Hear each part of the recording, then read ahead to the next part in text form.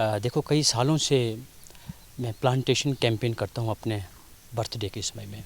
ये सारे साथी इनको पता है 1 जुलाई को मेरा बर्थडे होता है, तो वॉलंटरली सारे लोग खुद आ जाते हैं। तो लगभग आपके हिमगिरी और तीसरा इलाका आपका चांजू, चरड़ा, बघेई और ये आपका कल्हेल बेल्ट से और निचली बेल्ट से भी, झुलाड़ा साइड से भी हमारे पास लोग, पूरी टीम पहुंची थी। और इस कैंपेन को लेकर हर साल फॉरेस्ट डिपार्टमेंट का काफ़ी सहयोग मुझे मिलता है।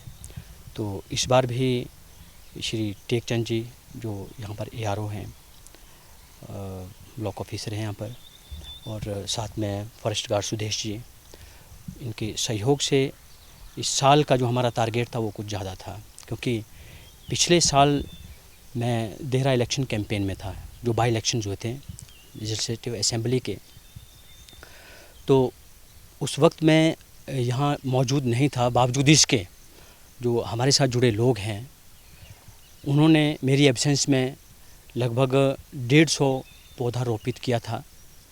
और मुझे बहुत दुख है इस बार कि पिछली बार हमारे टीम की अगुवाई हमारे कांग्रेस यूथ के पूर्व अध्यक्ष बरकत अली जी साथ में थे। इस बार उनके घर में ट्रेजेडी हुई है, इसलिए वो हमारे बीच में अभी नहीं आ सके और उनकी कमी हमें बहुत खली आज।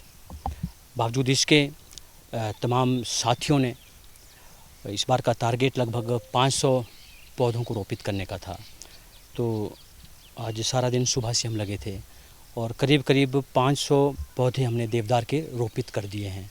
तो मेरा हर साल रहता है 100, 150, 200, 500, कई सालों से मैं इस मुहिम में लगा हूँ। और आजकल हमने देखा है कि जो भी ये क्लाइमेटिक चेंजेस आ रहे हैं, इसके पीछे जो हमारा नित्य वातावरण ये बदलता जा रहा है, और इसमें जो मुख्य फैक्टर्स अगर हम देखें तो पेड़ों का अवैध कटान भी है। एक तरफा हम पेड़ों का नितांत कटान कर रहे हैं और दूसरी तरफ रोपित करने वाले कोई नहीं। हालांकि फॉरेस्ट डिपार्टमेंट, ये विभाग अपने लेवल पे प्लांटेशन कैंपेन ये भी चलाते हैं, परंतु सिर्फ एक विभाग के माध्यम से इतना बड़ा मुहिम हम आगे जो भी टारगेट हमने अचीव करना है वो कर नहीं पाएंगे।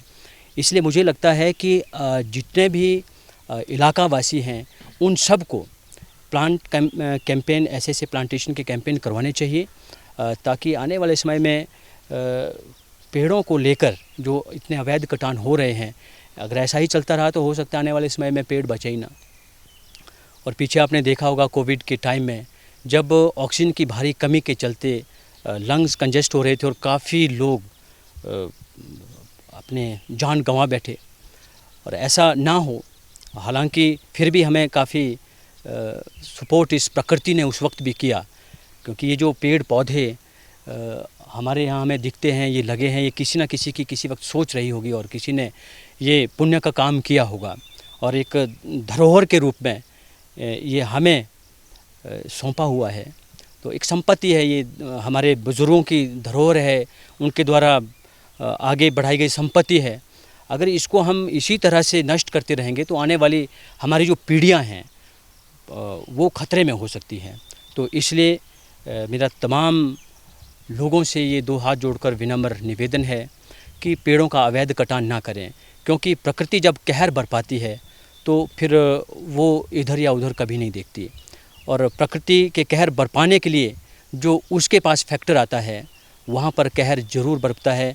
और यहाँ पर अवैध कटान के चलते आज प्रकृति अपने अलग अलग रूप बदल रही है, और इन प्रकृति के रूपों को समरूपता हमने देनी है।